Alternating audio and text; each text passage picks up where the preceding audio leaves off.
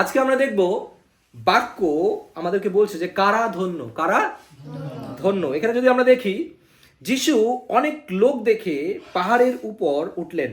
কিসের উপর উঠলেন? পাহাড়ের উপরে। যেমন পাহাড়ের উপর থেকে কথা বললে শোনা যায় ভালো, তাই না? অনেক লোক যেহেতু সেখানে ছিল, সো অনেক লোক থাকলে অনেক জোরে আসলে কথা বলতে হতো, তাই না? সেই সময় তো আসলে মাইক্রোফোন সিস্টেম ছিল না, ঠিক না? তো তিনি অনেক জোরে সেখানে উঠলেন এবং অনেক জোরে তিনি কথা বলতেন। তিনি বসলে পর তার শিষ্যরা তার কাছে আসলেন। তখন তিনি শিষ্যদের এই বলে শিক্ষা দিতে লাগলেন। শিষ্যদেরকে তিনি কি করতে লাগলেন? শিক্ষা। সেই শিক্ষা কাদের জন্য? আমাদের জন্য, কারণ আমরাও প্রভুর কি শিষ্য। ইয়েস। সো দেখি এখানে কি বলছে। অন্তরে যারা নিজেদের গরিব মনে করে তারা ধন্য। অন্তরে নিজেদের যারা ধনী মনে করে। অনেকে আমরা অহংকারী হয়ে পড়ি, এই জন্য এই কথাটা কিন্তু বলা হয়েছে। কারণ স্বর্গরাজ্য কাদের? তাদেরই। এরপর কি বলছে? যারা দুঃখ করে তারা ধন্য, কারণ তারা সান্ত্বনা পাইবে। আমরা এই জগতে অনেকভাবে দুঃখ করি, তাই না? অনেক সময় মনে হয় যে অনেক দুঃখ, অনেক কষ্ট, সুসমাচার প্রচার করতে গিয়ে বা প্রভুর কথা, প্রভুর কাজ করতে গিয়ে অনেক কিছু আমরা হারাই, অনেক কষ্টের মধ্যে থাকি, বা শারীরিকভাবে, মানসিকভাবে, মানসিকভাবে অনেক রকম প্রেশার কিন্তু হয়। যারা পালক প্রচারকরা থাকে বা পরিচর্যার মধ্যে থাকে, আমরা অনেক সময় মনে করি খুব ইজি লাইফ তাদের। আসলে তাদের কিন্তু মানসিক অনেক রকমের চিন্তাধারা কিন্তু থাকে। তারা ইজিলি অন্য কিছু করতে পারে, কিন্তু তারা প্রভুকে বেছে নিয়েছে। আর প্রভুর কাজ যখন তারা করতে আসে, তাদের কিন্তু অনেক রকম স্ট্রেস হয়, অনেক রকম মানসিক চাপ কিন্তু তাদের মধ্যে কি হয়? তৈরি হয়। কিন্তু বলছে যে কষ্ট যতই হোক না কেন, কারণ তারা কি পাবে? সান্ত্বনা পাবে। প্রভু নিজে আমাদেরকে কি করবেন? সান্ত্বনা দেবেন। প্রভু যিশু কিন্তু নিজ মুখে এই কথা বলছেন, আমরা কিন্তু দেখছি, তাই না? এবার কি বলছে? যাদের স্বভাব নম্র তারা ধন্য, কারণ পৃথিবী তাদেরই হবে। এই পৃথিবী কাদের হবে? নম্রদের। এখন নম্রদের ভাত আছে? নম্রদের সবাই কি করে? নম্র একটু পেলেই তাকে কি করে? সুযোগে সৎ ব্যবহার করার চেষ্টা করে, সুযোগেই তার কাছ থেকে নেবার চেষ্টা করে, সুযোগেই তাকে হারানোর চেষ্টা করে। এবং মানুষ মনে করে ও খুব চালাক, অনেক কিছু পেয়ে গেছি, এই নম্র ব্যক্তিটাকে একটু হারিয়ে দিয়েছি। হ্যাঁ, কিন্তু আসলে হারলো কে? ওই ব্যক্তিটা হারলো। যে নম্র হয় সে কখনোই হারে না। জগতের চোখে সে হেরে যায়, কিন্তু বাক্যের চোখে কি বলছে? পৃথিবী তাদেরই হবে যারা নম্র। Amen, amen. এরপরে বলছে দেখো, যারা মনে প্রাণে ঈশ্বরের ইচ্ছা মতো চলতে চায় তারা ধন্য, কারণ তাদের সেই ইচ্ছা পূর্ণ হবে। মনে প্রাণে, মনে প্রাণে। দেখো এখানে বলতে পারতো যে যারা ইচ্ছা মতো চলে তারা ধন্য না। ইচ্ছা মতো না, ঈশ্বরের ইচ্ছা মতো এবং মনে প্রাণে, নিজের ভিতর থেকে। ঈশ্বর চান যেন আমরা আমাদের অন্তর দিয়ে কাজ করি। ঈশ্বর আমাদেরকে কোনো প্রেশার দিয়ে কাজ করাতে চান না, জোর জবর করে তিনি আমাদেরকে কাজ করাতে চান না। যদি আমরা মন প্রাণ থেকে প্রভুকে গ্রহণ না করে, সুসমাচার না করি, প্রভু যিশু জোর করবেন আমাদেরকে? তিনি কোনো বিষয়ে জোর করেন না। কারণ কি?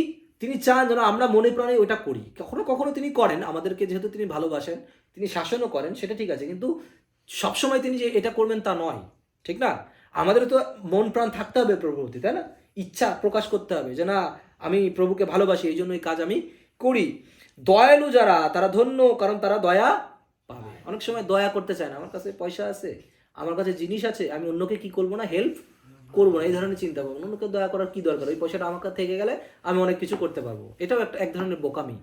যদি আমি দয়ালু হই, আমি দয়াও পাবো। ঈশ্বর দয়া আমাদেরকে করবেন, তাই না? অনেক বিষয়ে তিনি আমাদেরকে কনসিডার করবেন, বিবেচনা করবেন আমাদেরকে, যে না, এই ছেলে বা এই মেয়ে যে আমার জন্য কাজ করছে, আমি তাকে দয়া করব, কারণ সেও আমার লোকদের প্রতি দয়া লোক। যারা যারা অর্থের কষ্টের মধ্যে রয়েছে, দুঃখের মধ্যে রয়েছে, প্রভু বাক্যে বলছে যে যখন তুমি একজন যে বন্দি তাকে মুক্ত করো, বা যখন একজন বা খাদ্যের জন্য চেষ্টা করে বা খাবারের জন্য চেষ্টা করে, যখন তুমি তাকে খেতে দাও, তখন আমাকেই কি করো? খেতে দাও, তাই না? সো এইভাবে আমরা লোকদেরকে কি করব? দয়া করবো। এটা এটা মনে প্রাণে হতে হবে। এটা এরকম না কেউ কাউকে জোর করে কিছু করাবে, করা সম্ভব না। আমি একজনকে হুট করে একটা চাকরি দিতাম, হ্যাঁ, বললাম যে মাসে 20,000 টাকা 25,000 টাকা তোমাকে আমি স্যালারি দেবো, মানুষকে তোমার কি করতে হবে? দয়া করতে হবে। সে কি করবে? জিনিসটা নেবে আর জাস্ট একজনকে দেবে। হ্যাঁ, এটা হচ্ছে তার কাজ। সো সে অপেক্ষা করবে, যদি তার মনে প্রাণে যদি সে প্রভুকে ভালো না বাসে, তাহলে সে শুধু অপেক্ষা করবে কখন আমার বেতন আসবে, আর দিতে হয় তাই আমি দিচ্ছি। কিন্তু যখন তুমি একটা জিনিস পাবে, তার সাথে তুমি নিজে থেকেও যুক্ত করতে পারো। আবার যা কিছু তুমি পেয়েছো সেটা যখন লোকদেরকে দেবে মন থেকে, অন্তর থেকে ভালোবেসে, তখন প্রভু তোমাকে কি করবে? দয়া করবে। সো এটা গুরুত্বপূর্ণ যেন আমরা মনে প্রাণে সবকিছু করি এবং দয়ালু হয়ে। যাদের অন্তর খাঁটি তারা ধন্য। অন্তর সবার খাঁটি হতে পারে না, এই জন্য এখানে বলছে যাদের অন্তর খাঁটি। সো সবাই কিন্তু ধন্য হবে না। সো আমরা কি চাই যে না আমি ধন্য হই বা আমি বেস্ট হই? যদি আমরা সবাই চাই যে আমরা বেস্ট হবো, তাই না? স্কুলে যখন আমরা পড়াশোনা করি, যখন লিখি, পরীক্ষা দিই, সবাই চাই একটু বেশি মার্ক পেতে, তাই না? ও যদি আমি একদম টপ হয়ে যেতাম, বা যে ক্রিকেট খেলে সে চিন্তা করতো যে আমি সব বলে যদি ছক্কা মারতে পারতাম, তাই না? যে ফুটবল খেলে সে চিন্তা করে আমি যদি মিনিটে মিনিটে গোল দিতে পারতাম। যে যেখানে আছে সবসময় মনে হয় যে আমি যদি আরো বেশি বেশি বেশি কিছু হতে পারতাম, তাই না?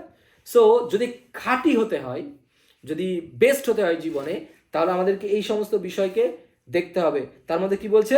যে যারা নিজেদেরকে অন্তরে গরিব মনে করে, যারা, দ্বিতীয় বলছে যে যারা প্রভুর জন্য দুঃখ পায়, যারা নম্র স্বভাবের, যারা মনে প্রাণে ঈশ্বরের ইচ্ছা মতো চলে, যারা দয়ালু এবং যাদের অন্তর কি খাঁটি, এই ধরনের লোক। যদি তুমি বেস্ট হতে চাও তাহলে এই ধরনের গুণাবলী আমাদের জীবনে দরকার। অন্যান্য গুণাবলী, জগতের অনেক রকম গুণাবলী আছে, এইটা করলে এই কোয়ালিফিকেশন লাগবে, এই পড়াশোনা লাগবে, এই চাকরি পেতে গেলে এটা করতে হবে, কিন্তু প্রভুর দয়া, প্রভুর আশীর্বাদ পেতে গেলে এই সমস্ত গুণাবলী আমাদের জীবনে থাকতে হবে, কারণ তারা ঈশ্বরকে দেখতে পাবে। আমেন। ঈশ্বরকে কিভাবে দেখতে পাবে? কে বলে যে ঈশ্বরকে দেখা যায় না? এই বাইবেল কি বলছে দেখো, যাদের অন্তর খাঁটি তারা ধন্য, কারণ তারা ঈশ্বরকে দেখতে পাবে। আমেন। অন্তর তাহলে কি হতে হবে? খাঁটি হতে হবে। সো আমাদের কাছে আমাদেরই প্রশ্ন যে আমার অন্তরটা কতটুকু খাঁটি? আমরা তো ঈশ্বরকে সবাই দেখতে চাই, চাই না? ও কি একটা সুযোগ, সুন্দর সুযোগ, ঈশ্বরকে দেখতে পাবো। হ্যাঁ দেখবো, অবশ্যই দেখবে নাকি? এখন যদি বলে কে কে স্বর্গে যেতে চায়, হাত তুলে দিয়েছে সবাই। হ্যাঁ, আমাদের যখন ছোটবেলায় বলতো কে কে স্বর্গে যেতে চায়, আমি তো দু হাত এরকম করে তুলতাম, কিছু বুঝি আর না বুঝি, কারণ আমি জানি স্বর্গে কি হবে, কোনো কান্না নেই, কোনো অসুবিধা নেই। আর আমি নরকের ভয় আছি, আগুন জ্বলবে। হ্যাঁ, আমি কি পাবো? ভয় না, আগুনের মধ্যে কেউ যেতে চায় না। স্বর্গে কি করতে চায়? সবাই যেতে চায়। তো জিজ্ঞাসা করলে সবাই যেতে চায় স্বর্গে, বাট স্বর্গ সবার জন্য নয়, একদম, এটা কিন্তু শিওর, তাই না? সো আগুন কিন্তু জ্বলছে, আমরা ভয়ে বলি হ্যাঁ আমি স্বর্গে যেতে চাই, ওইখানে বেস্ট জিনিসটা আমি পেতে চাই। সো বেস্ট জিনিসটা, ঈশ্বরকে যদি আমাকে দেখতে দেখতে চাই, তাহলে আমাকে আগে অন্তর খাঁটি করতে হবে। ঠিক একইভাবে স্বর্গে যদি আমি যেতে চাই, তাহলে ঈশ্বরের যে বাক্যগুলো আছে সেই বাক্যগুলোকে আমাকে মানতে হবে, ঠিক না? যদি আমি না মানি, আবার বলি আমি স্বর্গে যাবো স্বর্গে যাবো, আবার পাপ করি, তাহলে কি হবে? কাজ হলো? হবে না। ঈশ্বরের কথা যদি আমরা না শুনি, তাহলে আমাদের জীবনের জন্য সমস্যা। লোকদের জীবনে শান্তি আনবার জন্য যারা পরিশ্রম করে তারা ধন্য। কিছু কিছু লোক আছে দেখবে, গ্রামগঞ্জে বা শহরে অনেকে অনেক পরিশ্রম করে সুসমাচার প্রচার করে, এবং যাতে লোকদের মাঝে শান্তি আসে। শান্তি রাজকে প্রভু যীশু খ্রিস্ট, তাই না? তিনি হলেন শান্তিরাজ। শান্তি অর্থাৎ প্রভু যীশু খ্রিস্ট নিজেই হচ্ছেন সেই শান্তি। প্রভু যীশুকে লোকদের কাছে পৌঁছিয়ে দিতে অনেকে কষ্ট করে করে, হ্যাঁ, প্রভু যীশুর বাণীকে পৌঁছিয়ে নিয়ে যায়। এই শান্তি লোকদের কাছে পৌঁছিয়ে দেয়, অন্যের জন্য চেষ্টা করে, পরিশ্রম করে। অনেক লোক পরিশ্রম করে, বেকার তুমি পরিশ্রম করছো, এই সকাল হলে মোটরসাইকেল বা সাইকেলটা নিয়ে গ্রামে গ্রামে প্রচার করার কি দরকার? এত কষ্ট করে বৃষ্টির মধ্যে, হ্যাঁ, তারপরে কি শীতের মধ্যে অনেক কষ্ট করে অনেকে সুসমাচার প্রচার করছে। হয়তোবা তাদেরকে তেমন কেউ চেনেও না, তাদের হয়তোবা কোনো বেতন করি নেই, তাদের হয়তোবা খুব বেশি পয়সাও নেই, হ্যাঁ, তারা হয়তোবা ফেসবুকে বা ইউটিউবে খুব বেশি ভিউও পায় না, বা তাদের হয়তোবা অ্যাকাউন্টই নেই, হ্যাঁ, তাদেরকে কেউ চেনেও না, তাদের সাথে কেউ সেলফিও তোলে না। কিন্তু ঈশ্বর কি বলছেন? মজার ব্যাপার না, যে তাদেরকে যারা পরিশ্রম করে তারা ধন্য, কারণ ঈশ্বর তাদের নিজের সন্তান বলে ডাকবেন। আমেন। নিজের সন্তান বলে ডাকবেন। অন্যের শান্তির যেন হয় সেই চেষ্টা আমাদেরকে করতে হবে, অন্যের অশান্তির কারণ যেন আমরা না হই। কোথাও কোনো সমস্যা হচ্ছে, আমি ওখান থেকে কেটে পড়ি, কিন্তু কাউকে অশান্তিমূলক কথাবার্তা বা অশান্তিমূলক কাজকর্ম, বা আমি যদি কাউকে শান্তি না দিতে পারি, তাহলে দয়া করে অশান্তি যেন আমরা কোথাও না বাদিয়ে দিই। মনে থাকবে তো? যদি কোনো একটা সমস্যার দেখছি, একটা সমস্যা তৈরি হচ্ছে বা কোনো বিষয়, সেখানে শান্তিতেই সব কিছু থাকা ভালো, নীরব থাকা ভালো, নম্র থাকা ভালো, সরে আসা ভালো। ঈশ্বর দেখবেন, ঈশ্বর বুঝবেন। কিন্তু শান্তির জায়গায় যদি অশান্তি স্থাপন করি, তাহলে ঈশ্বর আমাদের কি করবেন? দেখে নেবেন। সো এই জন্য খুব মনে রাখতে হবে যে আমাদের এই যে মুখের কথা দিয়ে আমি শান্তির বাণী প্রচার করছি না অশান্তির বাণী প্রচার করছি। আমার এই হাত দ্বারা, আমার এই চোখ দ্বারা, আমার এই মাথা দ্বারা অশান্তির কথা চিন্তা করছি না শান্তির কথা চিন্তা করছি। আমরা যখন, এটা স্বাভাবিক, আমরা যখন একসাথে থাকি, হ্যাঁ, এই অশান্তির বিষয়গুলো অনেক সময় এসে যায়, তাই না? মতের অমিল হয়, হ্যাঁ, তারপরে একজনের এই ব্যাপারটা ভালো লাগে, ওই ব্যাপারটা ভালো লাগে না।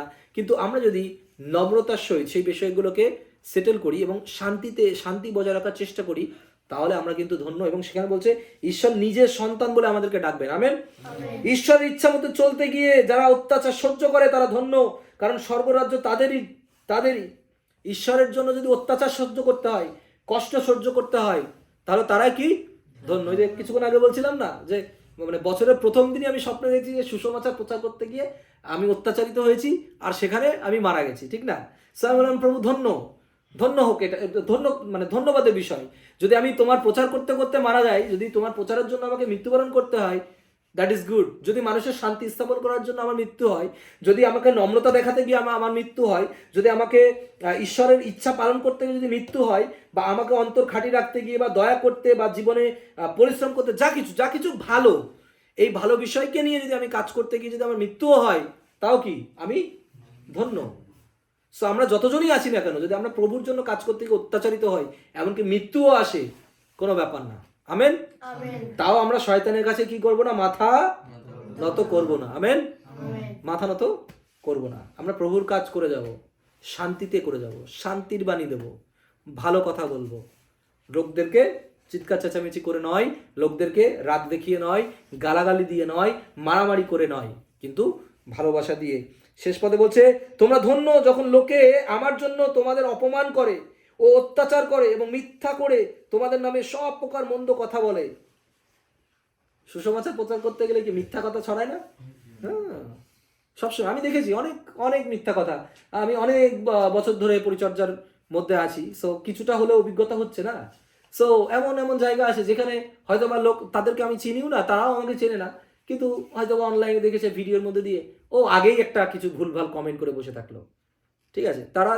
তাদের ঘটনাও তারা জানে না, কোনো কিছুই বিষয় তারা বোঝে না। মিথ্যা করে কি একটু বলতে বললে বেশি কি হয়, একটু ভালো লাগে। অনেকে আসে না, অনেকের অভ্যাস আছে, দুজন বসে, হ্যাঁ তুই জানিস ও এরকম, আরে না ওর তো এরকম বিষয়, ওর তো ওইরকম বিষয়, কিন্তু আমি আসলে তার সম্পর্কে জানিই না, বা সত্য কি জিনিস সেটা আমি জানি না, বা তাকে নিয়ে সমালোচনা করতে আমাদের কি লাগে, ভালো লাগে। এই জন্য সেদিন পড়ছিলাম যে ধন্য সেই ব্যক্তি যে দুষ্টতার মন্ত্রণায় চলে না, পাপীদের পথে দাঁড়ায় না, তাই না? নিন্দুকদের সবাই বসে না। সো এটা আমাদের সাবধান হতে হবে যে এই ধরনের জায়গা থেকে আমাদেরকে সরে আসতে হবে। আর যারা নিন্দা করবে তারা তোমাকে বলতেই থাকবে, তোমার নামে মিথ্যা কথা উল্টো পাল্টা সবসময় বলতেই থাকবে, চলতেই থাকবে। So your focus is not that. এই যে আমরা যখন ভিডিও তৈরি করি, প্রতিদিন সকালে অনেকগুলো আমার কাছে গালাগালি আসে, অনেকে উল্টো পাল্টা কমেন্ট তারা কিন্তু দেয়। সো আমি যদি সারাদিন ভাবি আমাকে এই কথাটা বললো, এত খারাপভাবে কথাগুলো বললো, কিন্তু আরও যে অনেকগুলো সুন্দর কমেন্ট, আরও যে লোকের টেস্টিমনি, আরও যে লোকেরা এই ভিডিওর মধ্যে দিয়ে, গানের মধ্যে দিয়ে পরিবর্তিত হচ্ছে, সেটা আমাকে ফোকাস রাখতে হবে যে না প্রভু, তুমি এমন জায়গায় আমাকে ব্যবহার করছো যেখান থেকে লোকেরা তোমাকে জানতে পারছে। তুমি আমাকে ব্যবহার করছো, তাতে লোকে দেখুক না জানুক কি বিষয়, সেটা তোমার কাজ। আমার কাজ শুধু বলা, তাই না? আমি সুসমাচার প্রচার করব, কিন্তু আসল কাজটা কি করবেন? পবিত্র আত্মা তার ভিতরে সে বাক্য দিয়ে কাজ করবেন। কারণ অনেকেই প্রচার শুনছে, সবাই কিন্তু প্রভুর কাছে আসে। তাহলে যারা শুনছে তাদেরও একটা মন থাকার দরকার, তাদেরও মনে প্রাণে ওই বাক্যটাকে ধরার দরকার। এই জন্য সবাই প্রভুর আশীর্বাদ পায় না। অনেক সময় প্রেয়ার মিটিং হয়, অনেক হিলিং হয়েছে, অনেকে আশীর্বাদ পেয়েছে, কেউ কিছুই হয়নি, ওরা দাঁড়িয়েই ছিল এরকম করে দেখছে, এদিক ওদিক তাকায়, কিচ্ছু করে না, বসেই থাকে। হয় কারণ তাদের মন প্রাণ ওখানে নেই। ওরা দাঁড়িয়ে থাকে, দেখে স্টেজে লোকটা সবসময় কি বকছে, এইখানে সাউন্ড বক্সটা এই হয়েছে, এখানে প্যান্ডেলটা ভালো হয়েছে, কেউ ভাবে ও এরপরে খাওয়া দাওয়া কখন আসবে, আর ভালো লাগছে না, মানে তাদের ফোকাসিং নেই প্রভুর বাক্যের প্রতি, ঠিক আছে? সো আমরা যদি ওই ফোকাসিং না হতে পারি তাহলে কিন্তু সমস্যা। এরপরে তোমরা আনন্দ করো, খুশি হও, কারণ স্বর্গে তোমাদের জন্য মহা পুরস্কার আছে। সো শয়তান আমাদেরকে গালি দিয়ে, শয়তান আমাদেরকে অত্যাচার করে, শয়তান আমাদেরকে কষ্ট দিয়ে আমাদেরকে উল্টো আনন্দ দেয়। আমেন। উল্টো আনন্দ পাই। আমাকে গালি দিয়েছে, হালেলুয়া। ও আমার নামে মিথ্যা কথা রটিয়েছে, ও প্রভুর গৌরব হোক, হালেলুয়া। আমি আনন্দিত, কারণ প্রভু আমার সাথে আছে। আমি জানি আমি প্রভুর বাক্যকে নিয়ে আমি এগোচ্ছি, তাই না? আমি জানি যে আমার ভুল থাকতে পারে, আমি ভুল করে থাকতে পারি, কিন্তু সেই ভুলের মধ্যে আমি নেই, কিন্তু সামনের দিকে আমি এগোচ্ছি। হালেলুয়া। সামনের দিকে আমি এগোচ্ছি। এবং তোমাদের আগে যে নবীরা ছিলেন, লোকেরা তাদেরকেও এইভাবে অত্যাচার করতো। আমরা তো সাধারণ যারা নবী বা প্রফিট বা ভাওবাদী আমরা যাদেরকে বলে থাকি, তারাও কি করেছে? তাদেরকেও অত্যাচার কি করতে হয়েছে? সহ্য করতে হয়েছে, তাই না? ওই যে নোহকে বলছে এ পাগল, না প্রভু যিশুর কেউ বলেছে, বলছে জেসুস ফিলিপ না বলছে এ বেটা পাগল, এ ধনী হতে চায় না, পয়সা কামাতে চায় না, তাই না? তারপরে নহুকে অনেকবার অত্যাচারিত হয়েছে, দাউদকে কথা শুনে, এই তুমি পুচকে ছেলে, হ্যাঁ পুচকে ছেলে, তুমি আমাকে কি মারবে, গলিয়াত বলছে, ঠিক না? সো এরকম প্রত্যেকটা নবীর সাথে ঘটেছে। অনেক অনেক অনেক অনেক কাহিনী আছে বাইবেলে, আমরা দেখছি অপমানিত হয়েছে, অত্যাচারিত হয়েছে, কিন্তু তারা কি ধন্য। ঈশ্বর সকলকে আশীর্বাদ করুক। জয়।